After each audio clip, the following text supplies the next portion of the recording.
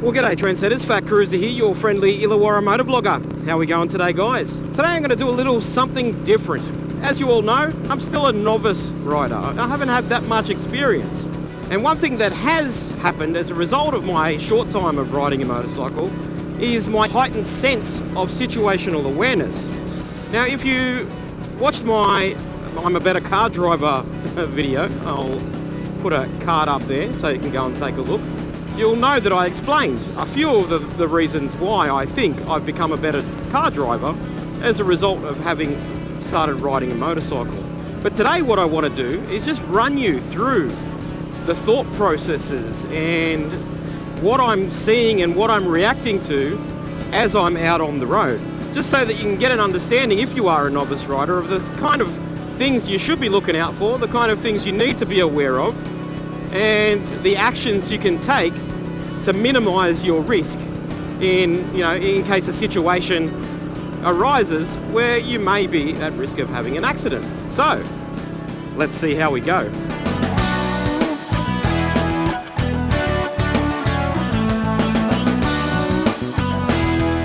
So before I start trying to verbalize my thought processes as I'm riding, I just want to make you aware that obviously we think a lot faster than we're able to verbalize. So there's a lot that's probably going to be missed as I'm trying to verbalize what I'm going through. So let's begin.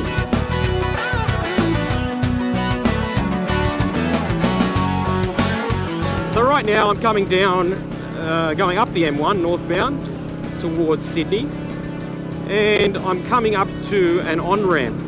So what I'm doing at the moment is checking my right-hand lane to see if I have any room to move over.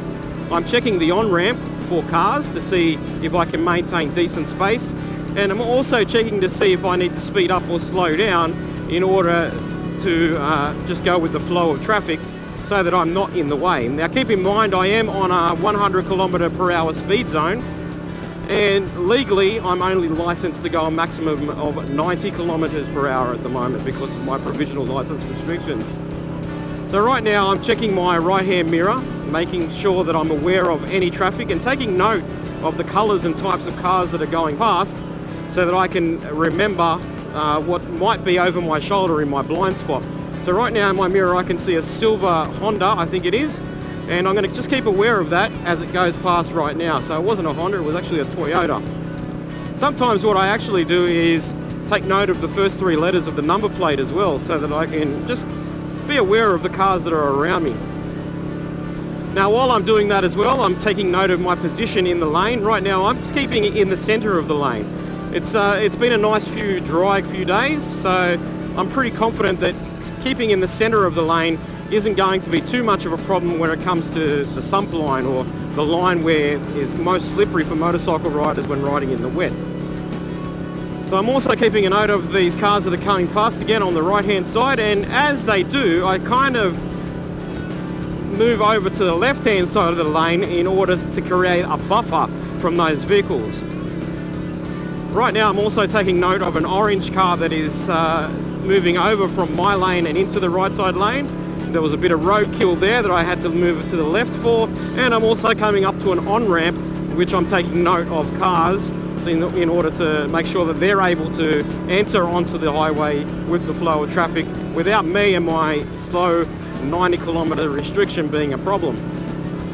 So I've got a bit of space now between the cars behind me and in front of me, so not much is happening right now.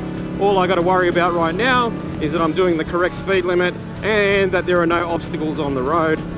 Notice that I'm coming up to my left-hand lane here is going to merge soon, making sure that there are no cars to the left of me that need to merge into my lane, and just keeping aware of what's around me.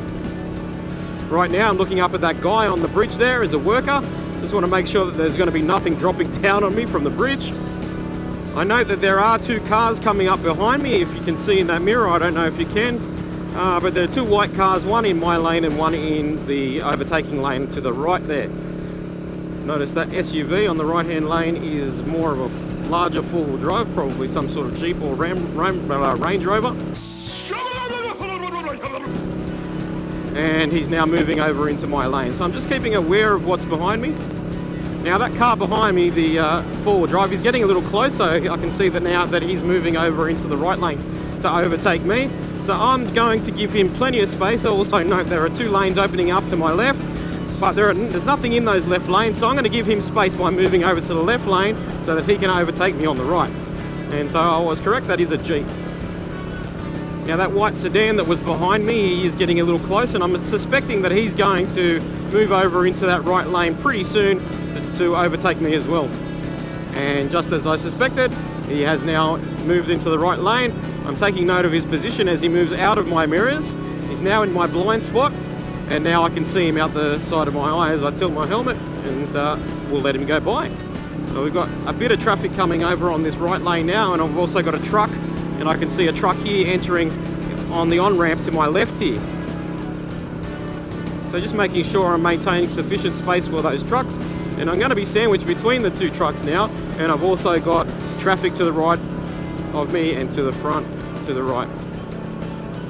So just making sure I'm keeping a buffer, keeping an eye on what all that traffic's doing.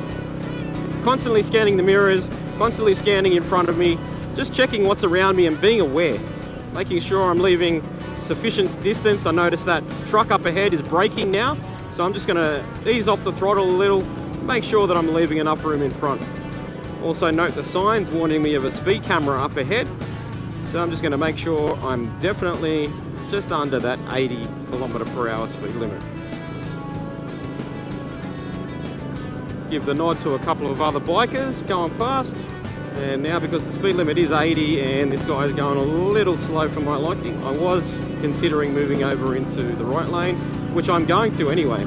So head check the mirrors, move over into the right lane, and there we go. So I'm going to overtake this guy, buffering a bit of space to the right of my lane, just in case that person in that left lane didn't see me intending to overtake.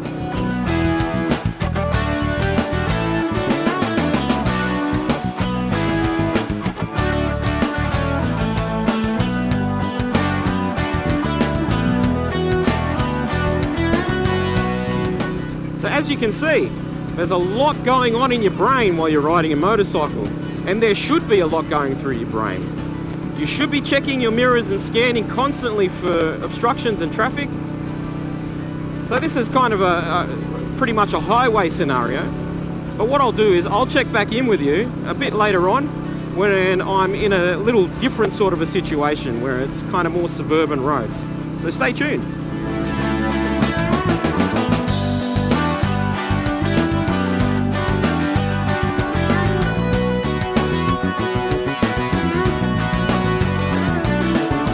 Okay, so I've done what I needed to do up here in Sydney, and I'm now on my return journey home. So instead of going straight for the highway, I'll come through a few of the suburban back roads and let you know my insights of how I go through those. Okay, so I'm approaching a roundabout. Since my little accident, I always make sure there's nothing coming through the roundabout. I don't want to have to slam on the brakes, lock it up and drop the bike again. So right now I'm seeing that car run out in front of me, so I'm making sure that I leave enough space for him. Nod to the biker, looking out for this van who looked like he was crossing over the double unbroken lines, and slow down for this car, just turning right. Keeping an eye on what's behind me as well. It's pretty much the same thing, you know, just being aware, keeping an eye out for what's happening. So I'm going to turn left here, making sure this car isn't going to turn without indicating, and off I go.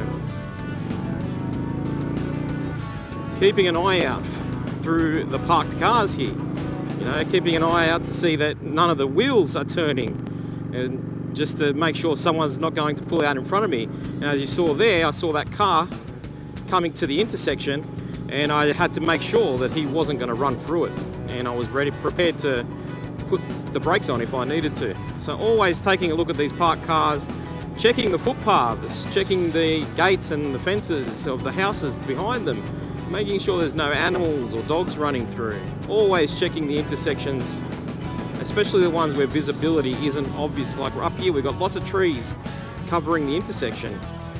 Always making sure that any traffic that may be coming from behind me isn't going to ram up my ass.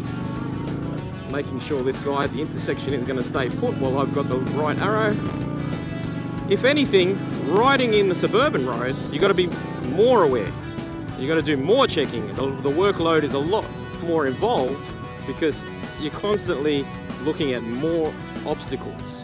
So checking for right-hand turners, no, so going straight through the intersection, and we're all good.